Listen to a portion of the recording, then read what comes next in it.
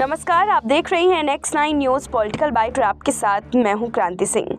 नगर निगम चुनाव में भाजपा ने जहां विपक्षी पार्टियों का सूपड़ा साफ कर दिया, वहीं सपा ने आधी सीटों पर मुख्य लड़ाई में रहकर अपने वजूद का एहसास भी कराया।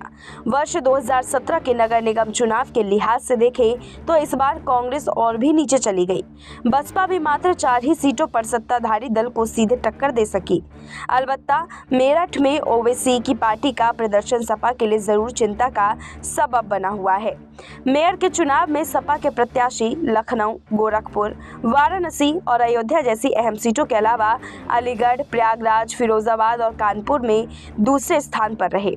बरेली में भी सपा समर्थित निर्दलीय प्रत्याशी ही दूसरे स्थान पर रहे। इस तरह से सपा कुल 9 सीटों पर दूसरे स्थान पर रही।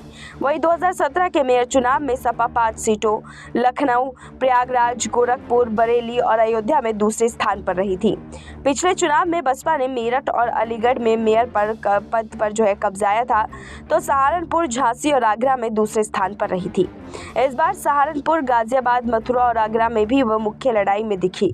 यानी पिछले चुनाव के मुकाबले इस बार नगर निगम के चुनाव में उनका प्रदर्शन काफी निराशाजनक रहा। मेयर चुनाव के नतीजे बताते हैं कि कांग्रेस को लेकर यूपी के मतदाता कोई खास आशान्वित नहीं है।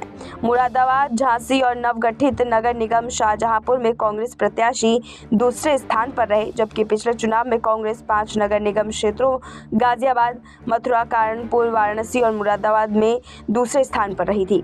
इस बार मथुरा में कांग्रेस समर्थित प्रत्याशी को सपा ने भी अपना समर्थन दिया था, पर वहां दूसरे स्थान पर बसपा प्रत्याशी रहा।